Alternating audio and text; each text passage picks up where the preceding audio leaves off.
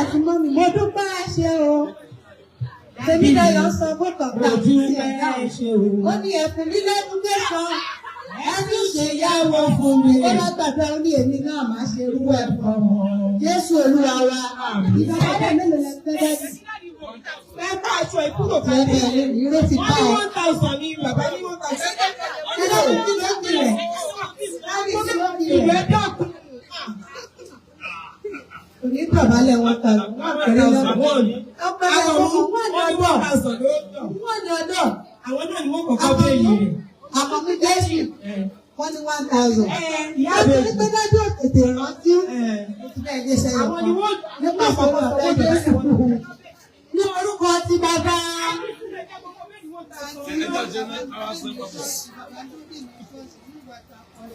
Ní orúkọ ti bàbá. Àti ní ti ọmọ. Àti ní ti ẹ̀mí mímọ́ ìwẹ̀. Ó yá gbogbo ẹgbẹ́ amúṣẹ́jà náà wá sókè. Ẹ̀jẹ̀ Jésù kò máa ṣàn lórí gbogbo àwọn ọwọ́ yẹn. Ẹyọkan yẹn náà ni. Ẹ̀jẹ̀ Jésù kò máa ṣàn bẹ́ẹ̀. Ó yẹ ẹnu ọwọ́ yẹn sí Tèmi Dayọ̀. Ẹ sọ pé lórúkọ Jésù ìgbésẹ̀ tó gbé lónìí kò ní kábàámọ̀ rẹ̀. Ẹ sọ pé lórúkọ Jésù ọwọ́ Ọlọ́run yóò máa bù wọn lọ. Ìrìn àjò tí ó rìn kí ni Ọlọ́run yóò tọ́ sọ́nà. Lẹ́gbẹ̀ẹ́ Ọlọ́run lẹ́gbẹ̀ẹ́ wọn lálàáfíà níwájú lẹ́yìn Jésù yóò darapọ̀ mọ́rin àjò yẹn. Ẹ sọ pé lórúkọ Jésù Tèmi Dayọ̀ ti pọ̀ ní responsibility. Yóò pọ̀ ní ìbùkún. Ìgbéyàn bí ń ṣe ọkọ ìyàwó tó ṣẹ́kù kọ́lọ́run kò fi kàn ní. Ẹ súre sínú ayé ẹ ṣe fẹ́ kórí fáwọn ọmọ yín. Àti fún ìran kìíní ìkejì ìkẹta ìkẹrin ẹ súre sínú ayé Tèmi Dayọ̀. Ọlọ́run rí ọ o. Ìwọ tó ti ẹ̀ gbàdúrà rárá Ọlọ́run rí ọ. Ọlọ́run rí ọ. Àtàgbàdúrà màmá dénú. Àtàgbàdúrà màmá dénú. Ọlọ́run rí ọ. Ọlọ́run rí ọ. Àgbàdúrà màmá dénú. Ọlọ́run rí ọ. Ọlọ́run rí ọ. Àgbàdúrà màmá dénú. Ẹ já sọ fún Ọlọ́run pé lórúkọ Jésù Tèmi Dayọ̀ kò ní dọ̀bálẹ̀ ìbànújẹ́ tó blessing. Ẹ já sọ pé dákìlì tí mo blessing lẹ́ni wọ́n di ọkọ àti aya. A ó fún ọ lórúkọ tuntun ní gbogbo ọ̀nà. Orúkọ tuntun ni wọ́n máa jẹ́. Orúkọ yóò ní ṣá. Òpó ìtúbọ̀ ní wọnú ayé wọn. Ọlọ́run yóò bá wọn rìn àjò. Jésù Olúwa wa. Abẹ́ ìpọ́jù tí ò bá ní kó ni. Ó yá arise and shine. Jésù Olúwa wa.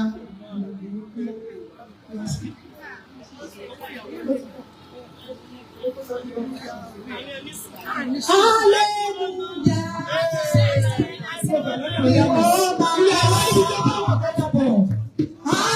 Hallelujah. Sí ọ̀yọ́ mi. Ó yẹ ìyàwó máa bọ̀. Hallelujah. Ìwọ bá wọn lọ́rùn. Hallelujah. Hallelujah. Ìwọ máa bọ̀. Hallelujah. Sí ọ̀yọ́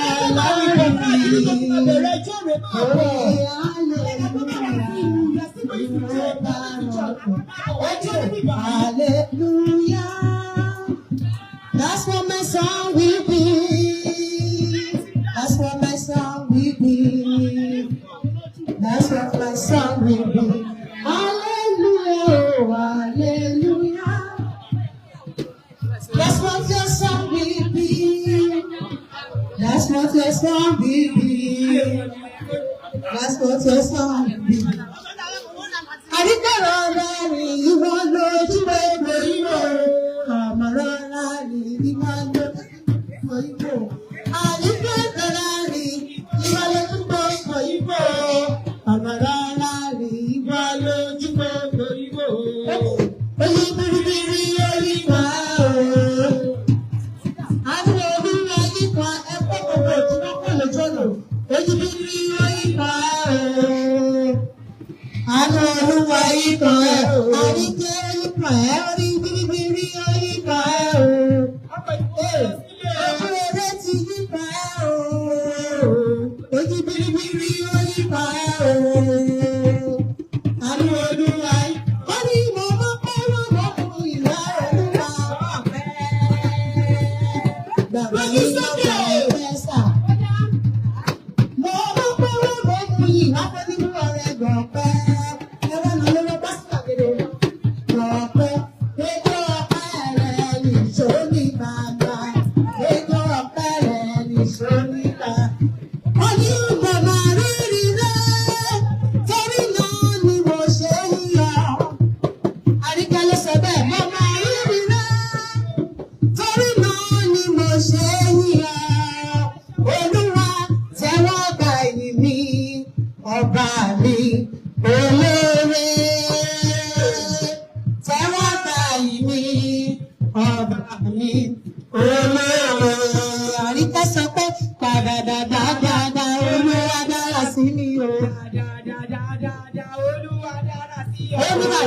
gbọ́ Olúwa dára sí mi o. Wá ti máa gbọ́ Olúwa dára sí mi o. Ó ní dáadáa Olúwa dára sí mi o.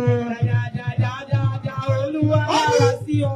Mo dúpẹ́ Olúwa, pé mo rí ọ láti máa sábà. Mo dúpẹ́ Olúwa, pé mo rí ọ láti máa bọ̀. Ọpẹ́ lọ́pẹ́ rẹ, ayé ìbá ti bẹ̀rù mi sígbó. Ọpẹ́ lọ́pẹ́ rẹ, ayé ìbá ti bẹ̀rù mi dá. Mo yọ Olúwa ní òyìnbó lẹ́sọ̀. Èmo ni ọ láti máa sábà. Mo yọ Jésù. Èmo ni ọ ọlọ́run pé mo ní ọ̀rẹ́ rẹ kọ́kọ́. Èmi ní ọ̀rẹ́ rẹ kọ́kọ́. Gbogbo ẹbí ẹ bá mi yá àríkẹ́ sí o. Àríkẹ́ ni ní ọ̀rẹ́ rẹ kọ́kọ́. Àwọn iṣẹ́ tẹ mọ yóò dúdú. Ó ní aṣẹ́gun ni you will honor me this way. Hallelujah. You will honor me this way. You will honor me this way. As you honor me this way. Thank you, Jesus. I never knew. You will honor me this way. Hey, I never knew. You will honor me this way. Yes, sister. I never knew. You will honor me this way. As you honor me this way. Thank you, Jesus. Oh, yeah. Oh, my God. Carry me the go. Listen. My God, carry me the go. Anywhere better day, carry me the go. Inú ìdílé àmúṣọ o, carry me the go. Listen. Oh, my God. Carry me dey go. My God, carry me the go. Anywhere better day, carry me the go. Anywhere better day, carry me the go. Jésù Olúwa wa. Hallelujah. Ó yá, blessing kúnlẹ̀. Daddy, Ó yá gbogbo ẹbí pátápátá ẹ bá mi náwó sókè ẹ ṣàdúrà fún ọmọ yín. Ẹ gbàdúrà láti inú yín wá fún pé bó ṣe ń lọ kí ojú Olúwa kó máa bá a lọ. Kí ọwọ́ Ọlọ́run kó máa bá a lọ. Ẹ sọ pé lórúkọ Jésù blessing ò ní jẹwéjẹgbò kó tó finú ṣoyún. Kò ní fò láti kòtò sí gegele kó tó dọlọ́mọ. Ẹ sọ pé lórúkọ Jésù lẹ́yìn oṣù mẹ́sàn-án lọ kọ́bẹ̀jì. A ó kò táyé, a ó kò kẹ́hìndé. Ẹ sọ wípé kò ní ní ìrírí ìṣẹ́yún. She will never experience stillbirth in the name of Jesus. Ẹ sọ pé lórúkọ Olúwa bí ó ṣe ń darapọ̀ mọ́ ọkọ rẹ̀ láti àṣálẹ́ yìí lọ. The Lord Almighty yóò fi àṣẹ ìbí ìrọ̀rùn yóò fi lè bá. Lórúkọ Jésù ànífàmẹ́ja inú rẹ̀ kó tó rí ọmọ bí. Kò ní dààmú kó tó rí ọmọ gbẹ́jọ́. Ẹ wá sọ fún Ọlọ́run. Ìrìn àjò tí ò ní rí lélẹ̀ pé kí ọwọ́ Ọlọ́run kó máa bá a lọ. Ẹ sọ pé Adéọlá wàá máa mọ̀ ṣe. Lórúkọ Jésù yí ọkọ rẹ bí ìyá rẹ ní òjẹ́. Bàbá ọkọ rẹ bí bàbá rẹ ní òjẹ́. Gbogbo àwọn tó máa lọ bá pàdé ní ibi tí amúṣọ pátá ọ̀rẹ́ ni wọ́n jọ máa jẹ́. Ẹ sọ pé lórúkọ Jésù Ọlọ́run yóò kọ ọgbọ́n. Bíbélì wípé ẹni obìnrin ọlọ́gbọ́n ó kọ́ ilé ara rẹ̀. Ẹ sọ wípé Adéọlá yóò di obìnrin ọlọ́gbọ́n. Kò ní jẹ́ òmùkọ̀ tó fọwọ́ ara rẹ̀ tún ilé rẹ̀ ká. Ẹ sọ wípé lórúkọ Jésù Ọlọ́run yóò kọ́ ilé rẹ̀ sórí àpáta. Bẹ́ẹ̀ ni yóò rí. Ẹ̀tùgbọ́n mi tọ̀ lẹ́sọ pé kí Jésù gbàdúrà. Bẹ́ẹ̀ wípé àwọn ọmọdé àti gbàdúrà. Ó ní ẹ̀mí fi ìtara tí ẹnu kò lè ròyìn. Ó fi ń gbàdúrà fún wa lórúkọ Jésù. Adéọlá bó ṣe lójú Olúwa ń bá ọ lọ. Ọwọ́ Ọlọ́run ń bá ọ lọ. Kò ní tí ẹni tìkà. Kò ní tí aṣọ ìkà mọ́lẹ̀. Wàá máa mọ̀ ọ́ ṣe. Ọlọ́run ní kọjá ìmọ̀ ṣe sí ẹ. And it shall be well with you. Jésù Olúwa wá. Ó yá mọ́ mi ọmọ mi lọ ilé ọkọ. Ó yẹ bírèsì ẹ̀. Wait, before that, ẹyà yà fọ́tò picture ẹyà yàrá wòrán kíákíá ìṣẹ́jú kan mo fún yín àbá àkọ́kọ́ pàápàá mo lẹ lọ tẹ́lẹ̀ bros.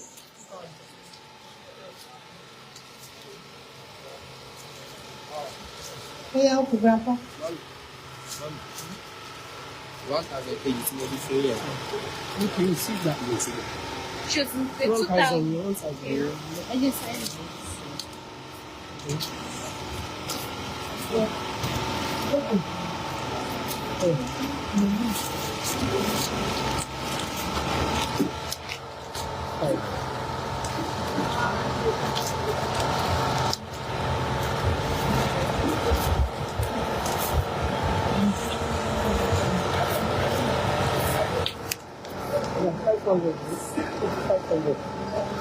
Mọ́mí ẹ̀ dìde, ọmọ yín lọ sí ilé ọkọ rẹ̀ yá.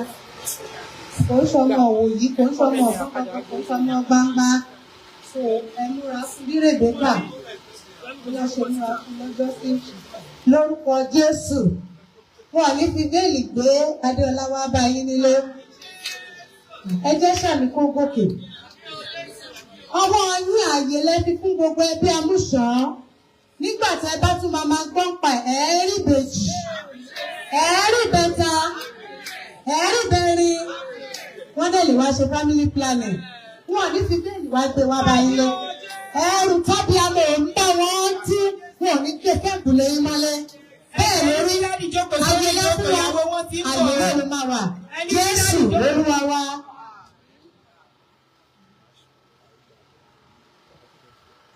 Ilé ọkọ yá, ẹlẹ́dàá rẹ̀ yóò sì ọ̀nà ilé ọkọ yá. Ilé ọkọ yá, ilé ọkọ yá, ẹlẹ́dàá rẹ̀ yóò sì ọ̀nà ilé ọkọ yá. Ilé ìyàtura kò ní lè kókó mọ́ ẹ. Ilé ìyàtura kò ní lè kókó mọ́ ẹ. Kò tí o dáwọ́ lé nìyí ayọ̀ rí. Kò tí o béèrè lolúwa yẹ ṣe. Ilé ìyàtura kò ní lè kókó mọ́ ẹ. Ẹbí ìyàtura kò ní lè kókó mọ́ ẹ. Adéọlá, ẹbí ìyàtura kò ní lè kókó mọ́ ẹ. Kò tí o dáwọ́ lé ayọ̀ rí. Kò tí o béèrè ní Jésù yóò ṣe. Ilé ìyàtura kò ní lè kókó mọ́ ẹ. Jésù Olúwa wa. Ẹ kú ewu ọmọ o. Olúwa wọ̀ Olúwa dá sí. Àwọn ọmọ ò ṣe o. Mo dá yín mọ̀ o. Lórúkọ Jésù Olúwa fún yín wò. Ẹ ní kábàámọ̀. Bó ṣe wọnú ilé yín á lé sí lọ́rọ̀. Á lé sínú ìgbéga. Á lé sínú ìṣeré rẹ̀. Ẹ máa pọ̀ sí. Ẹ tí pọ̀ tó ẹ sì máa pọ̀ sí. Ẹ pọ̀ sí lọ́rọ̀. Ẹ pọ̀ sí nígbéga. Ẹ pọ̀ sí lọ́mọ. Bẹ́ẹ̀ ló máa rí. Ẹ pọ̀ sí lálàáfíà àti àìkú baálé ọ̀rọ̀. Jésù Olúwa wa. Ẹ jẹ́ ọ̀nà wọn sókè. Ọmọ tuntun tá a bí lè rìn. Olúwa bá wa wò ó. Olúwa bá wa wò ó. Ẹ jẹ́ sọ pé fún wa àti tèmi dára ṣe fẹ́ darapọ̀ di ọ̀kan lónìí. Kí Jésù kó jẹ́ àpáta ilé wọn. Ẹ̀sùn pé Ọlọ́run kí ìrìnàjò yẹn rọ̀ wọ́n lọ́rùn. Rate of divorce ó ti di mẹ́tẹ́ pínì. Ṣùgbọ́n ní títí wọn kò ní sí divorce. In the name of Jesus. No divorce, no separation. Ẹ̀sùn pé she will be fruitful. Ìdí eléso ṣìgbìnì lọ́rùn wa máa ṣe. Kò ní ti wéje gbogbo tó bímọ. Ó máa ṣọmọ fún yín kalẹ̀. Bẹ́ẹ̀ ló máa rí. Bẹ́ẹ̀ ló máa rí. Bẹ́ẹ̀ ló máa rí. Jésù Olúwa wa. Ó yẹ gbogbo ọwọ́ yẹn jẹ́ ká bí papọ̀. Ká ló wà yẹn jáde. Nígbà yẹn, ẹ̀jẹ̀ kí dádì àti màmá bá mi ṣí ojú ẹ̀. Ìjọba wà lórí wọn ní òní. Wọ́n lè dé pé ìpàdé tẹ̀ gbàdúrà fún un. Ẹ dáhùn dádì. Ẹ ti dáhùn. Ẹ jáwèé ẹ jáde yẹ̀ ń bọ̀ jáde yẹ̀ ń bọ̀.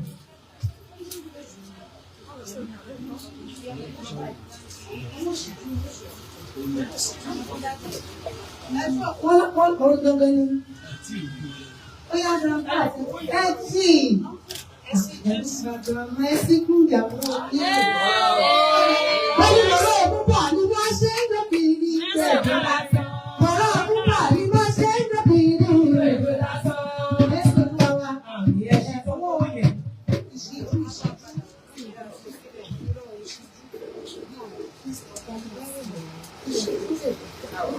Mo yẹ bá fi lé lọ́wọ́.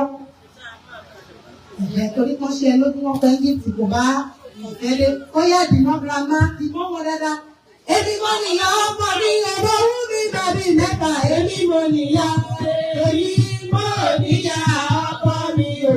Òun ní máa bí mẹ́fà torí ó pé yókù sáré. Jésù Olúwa wa. Aṣọ fún ìkàlẹ̀ lórúkọ Jésù.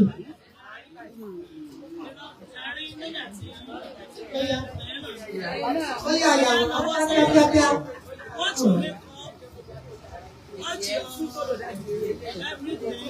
Rọra jókòó lẹ́sẹ̀ máa mi o.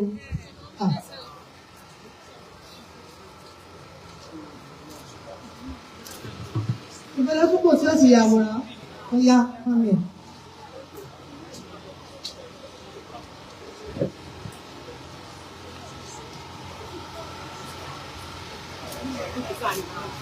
díẹ̀díẹ̀ àwọn tí yóò fi ọ̀nà kan lò.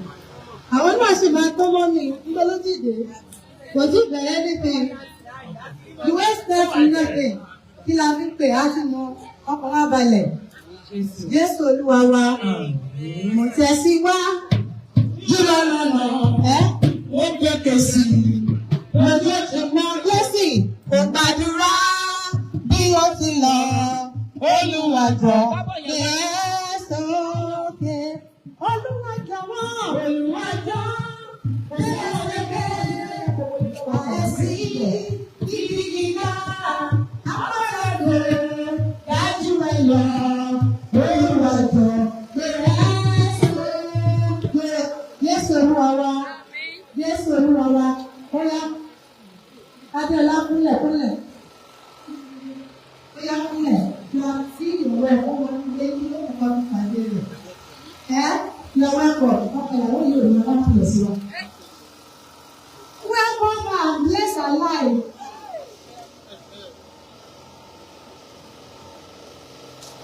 Bẹ́ẹ̀ ṣe máa máa ṣe, wọ́n sọ wípé kí ọ̀bá fi ọwọ́ ṣe ń mọ́. Ṣùgbọ́n kò sọ wọ́n ta fẹ́ wẹ̀ tó máa máa láì bá kọ́kọ́ fi ti ọlọ́run ṣe ó yá YouTube ní ìwé ẹjọ́ pé ẹ̀jẹ̀ láyọ́wọ́ ní ìgbàgbọ́ àpárá ní títí símbọ́ọ̀lì. Pé ìtẹ̀ ṣe lébi ẹ̀ ní kábàámọ̀. Ẹbí ti gbàdúrà fún yín, ará ti gbàdúrà fún yín, ọ̀rẹ́ ti gbàdúrà fún yín, ẹ̀yin náà gbàdúrà fún ara yín. Pé ìforíkorí yín tó máa ń gbèsè ayọ̀ wá. Ìdíkùnkùn yóò mú kejì ìbẹ́ta, àwọn ọmọ rere, àwọn ọmọdé aráàlú, àwọn ọmọdé sáwẹ́ ìlú òbí wá. Ní kábàámọ̀ ìgbésẹ̀ tẹ̀lé lórúkọ Olúwa yóò sì dára fún yín. It is well in Jesus' name. Amen. Bóyá. Olóyè ìyàwó náà. Fún mi lọ́wọ́ ọkọ mi. Fún mi lọ́wọ́ ìyàwó ọkọ mi. Mo fẹ́ lọ sọ́jà, mo fẹ́ rọ̀lá. Mo fẹ́ lọ sọ́jà, mo fẹ́ rẹ̀kọ́. Kí ìbísẹ̀lẹ̀ oníláàrí. Láyé ìṣàkì. Ìyàwó ìfẹ́ kàkàlù mẹ́kòó. Open your purse, girl. Open your purse and stay your wife. Open your purse and stay your wife. Open your purse and stay your wife. Stay your wife. Ẹyin ẹ̀ mẹ́sì dáàbò ń kọ́ ya. Open your purse and stay your wife. Ẹbí ò kọ́ ọ̀rọ̀ nípa ìkówó rẹ̀ o. Put this one in purse. Ọkọ̀ náà ló máa bàjẹ́ sí purse mi ní ẹ̀mẹ́ta. Fún mi lọ́wọ́ ọkọ̀ mi, fún mi lọ́wọ́. Fún mi lọ́wọ́ ọjà. Ọ̀gá ìdí ẹ̀ ní ìgbà yẹn àkíkúlà bí.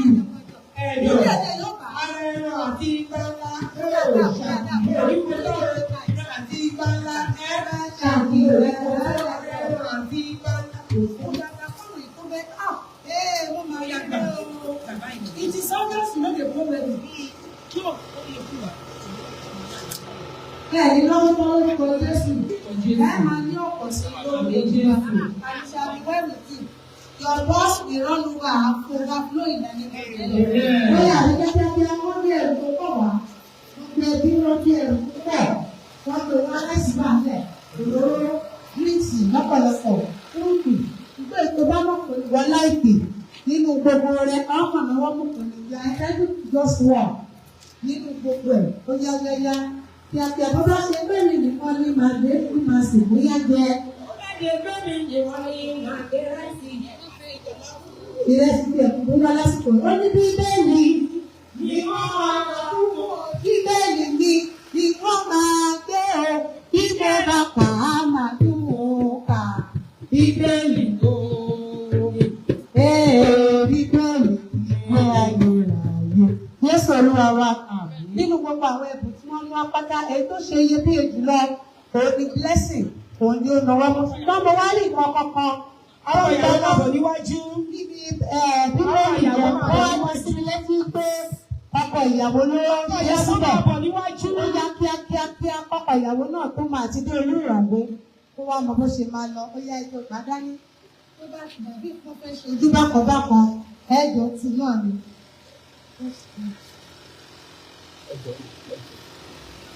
A ti ṣe gbogbo fún àyè kù síbi àyè tó kù kò ní já sí kú. Ní orúkọ ti Bàbá, ti Ọmọ, àti ti Ẹ̀mí Mímọ́. Adéọlá ò ní fi bínú sọ òrùka inú. Wàá wọ̀ pé, wàá wọ̀ pẹ́pẹ́pẹ́. It shall be well with you in Jesus' name. Jésù Olúwa wa. Ṣé àwọn àyàwòrán ti yá tán? Àwa ti ṣe tán. Ní báyìí mo fẹ́ pe bàbá wa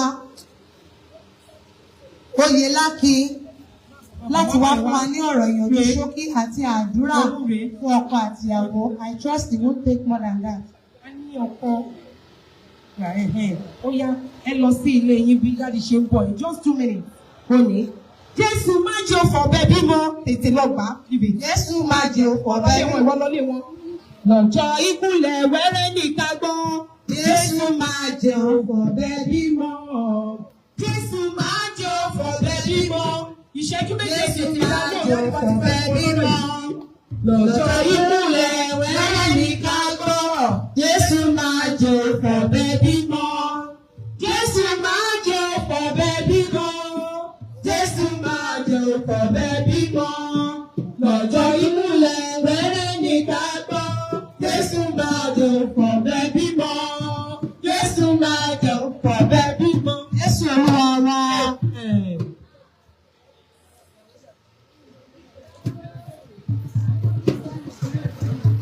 Pé wọ́n ti jókòó sí ààyè wọn. Mo kí ìdílé Amúsà àti ilé Bàṣírù. Ìyàwó máa bọ̀. Oríire ọjọ́ tòní tí àwọn ọmọ wọn Tèmídáyọ̀ àti Abíọ́lá èyí tí a ṣe lónìí. Ó dà pé ìgbà tí ẹ máa rántí ọjọ́ tòní. Ayọ̀lọ́run ló máa kún ọkàn yín lórúkọ Jésù. Ẹ ò ṣàmì o.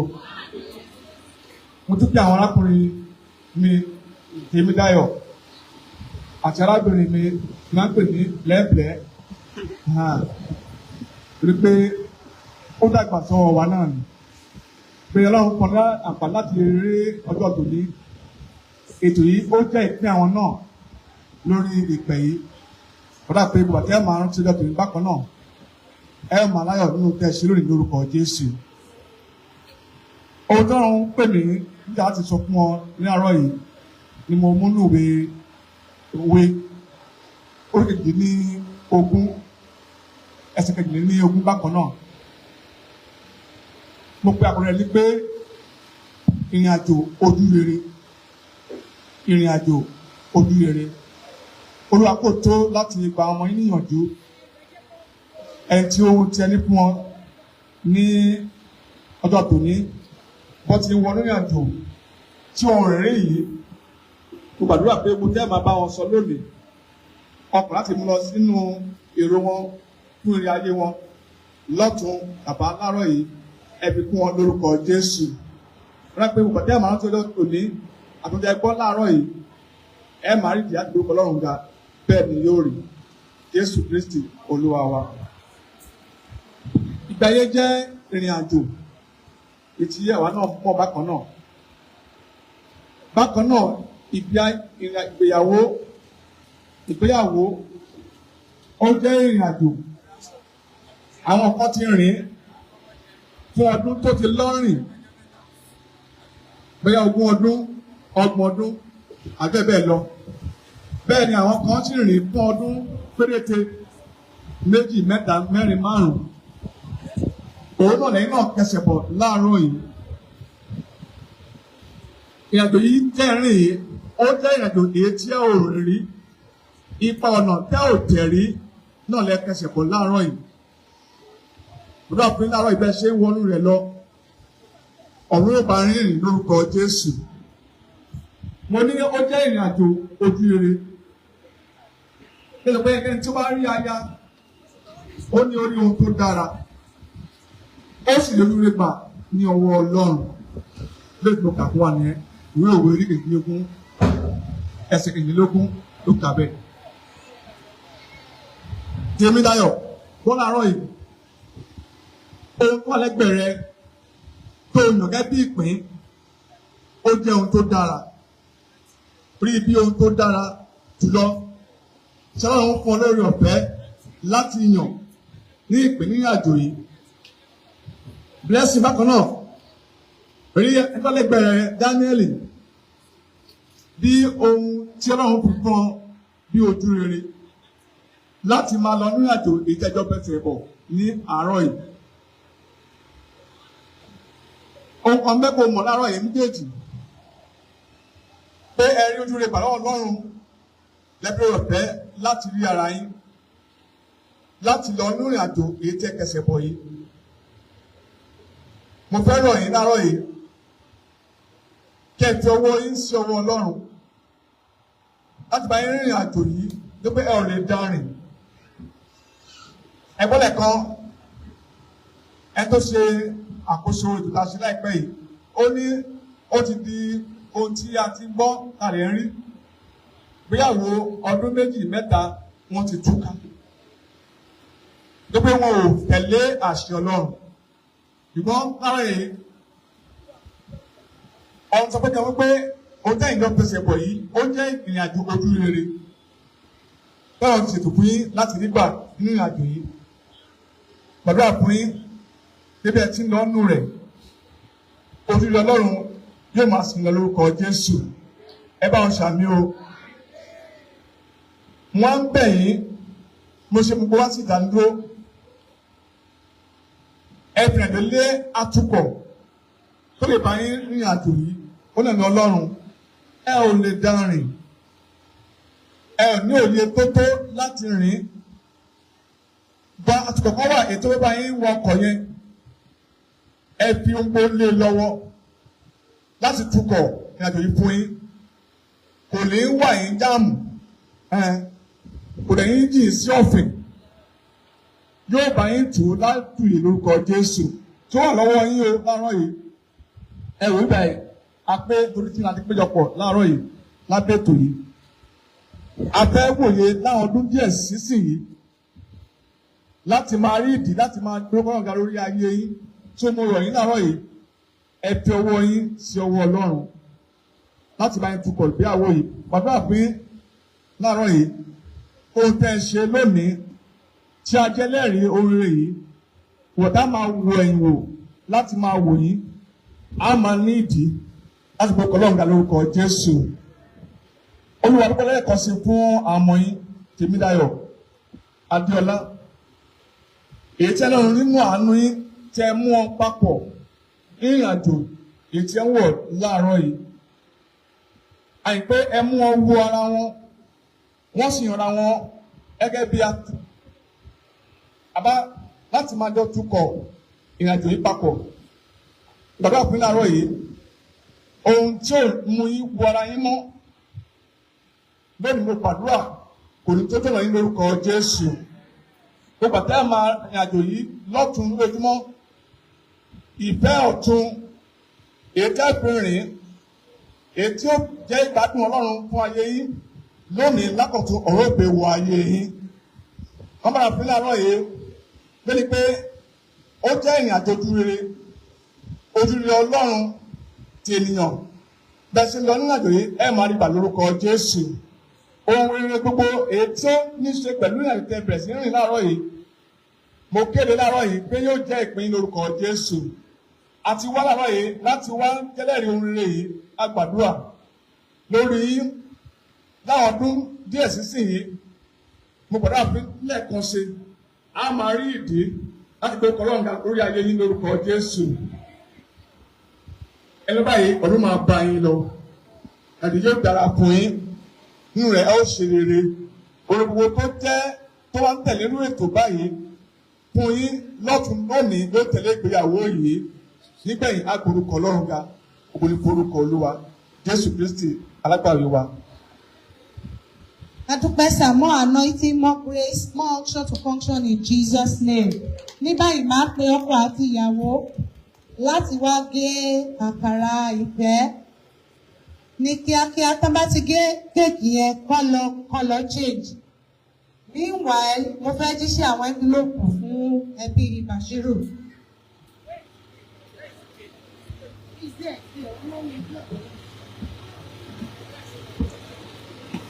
Àwọn envelope tó mú wá lélẹ̀ owó ìyá gbọ́.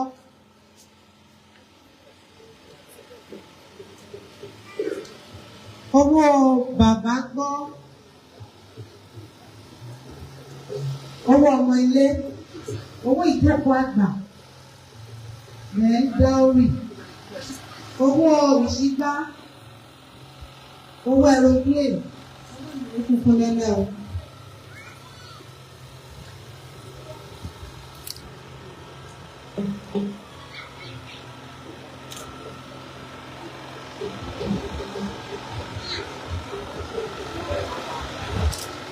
Dádì àti mọ́mí àmúṣọ àwọn bàbá àti màmá àbàṣí wọ́n fẹ́ rí ní.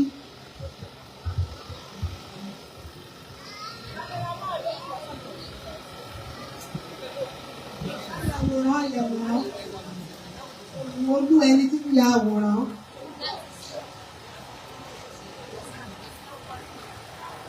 Wọ́n láwọn ò ta ọmọ wọn, ojú máa ń ti mọ́mí àti dádì. Wọ́n láwọn ò ta nítorí náà àwọn dá owó yẹn padà.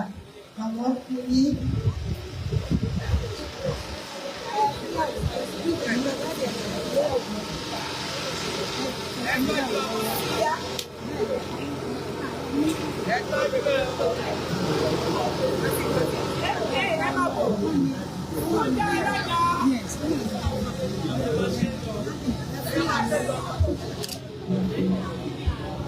Lórúkọ tí bá wọ́n ti ní ayé forúkọ Jésù kéékèèké ká máa fi ṣẹ́gun ni. I'm going to spell love. After the last letter, you what?